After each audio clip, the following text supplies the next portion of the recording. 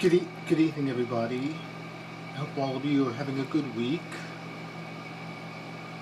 For this week's video, the piece I'm about to read is an afterpiece in response to the poem "If I Can Marry a City" from the poetess Miriam Otto, and the poem comes from her book "Who Casts a Spell on Us," pages 38 to 40 to be exact.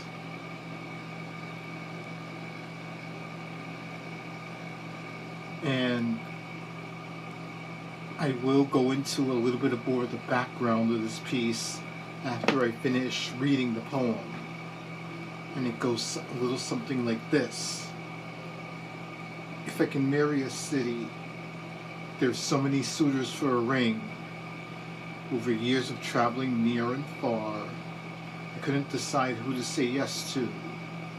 From Paris shimmering in the night, London's regal majesty at daylight, Madrid in the heart of the Meseta, Barcelona, modernist monument to Gaudi, Miro, and Picasso, as castanets usher in civilian flair.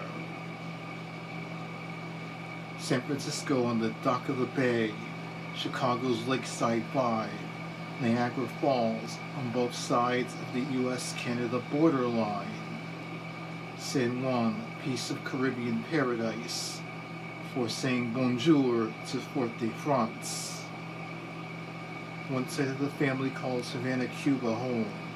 The other meets the Pacific Ocean in Guayaquil, Ecuador. Crossing back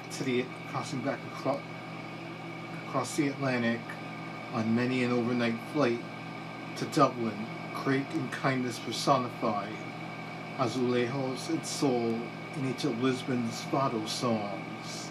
Misa la Bella walked in the view under deep blue skies, La Serenissima Venezia floating along serenely on the Grand Canal, Athens' ancient wonders, and Crete's Minoan treasures, Santorini's peaceful sunshine. With one last stop atop the Green Monster in Boston, reveling in the unusual fall warmth, before making my way home to New York City, with the rainfall outside the plane windows. So many cities for one to love, new suitors are on the way too. This I know to be true. How can I marry a city? I've left parts of my heart in each place.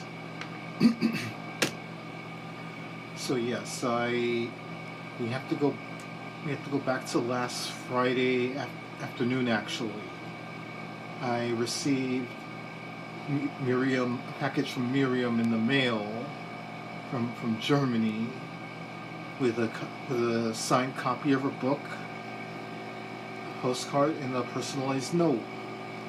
As I was reading through her poems, and in deep admiration of her sense of place, I noticed that we had a few places that we had in common that we visited: Athens, Venice, Florence, and Rome. And then I kind of figured, as a measure of gratitude for first loving my poem that I posted to a prompt contest for the book back in May, enough to send me a copy of the book, I figured I wanted to do an after for one of the poems in it. I just wasn't sure which one to do it for. And then I came to page 38. If I Can Marry a City, which me, it's not too dissimilar a feeling to me on the very last day of every trip I've ever taken before I get on the plane, bus, or train leaving the location to head home. where I could easily see myself living in living in said locations for more of an extended stay to get to know the places as opposed to just being a mere tourist. And naturally,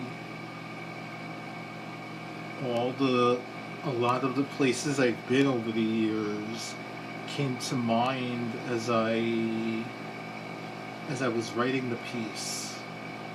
It sort of goes in chronological order. I start from the first trip abroad without the parent present in 2012 in Paris and London, and work my way to the present day with brief callbacks to both sides of my family in Ecuador and Cuba.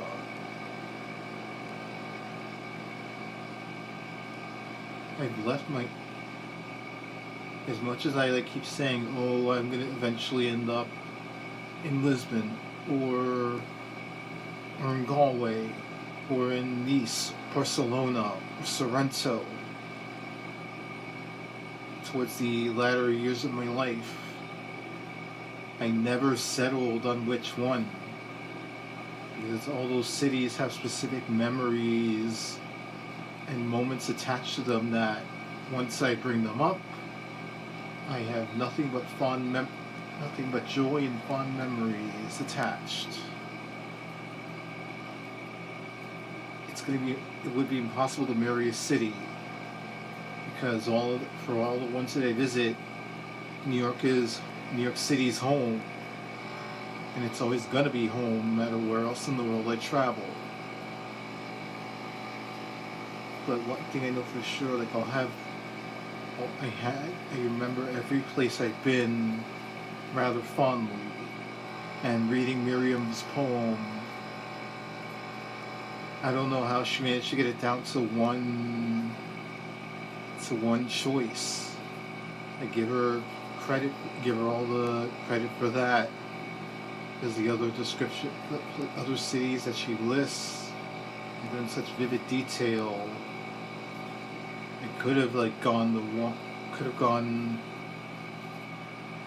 in another direction with this piece, but in the end, all the cities I've been hold special places in my heart, as one does when they travel. Well, everyone, that's it for this week's video.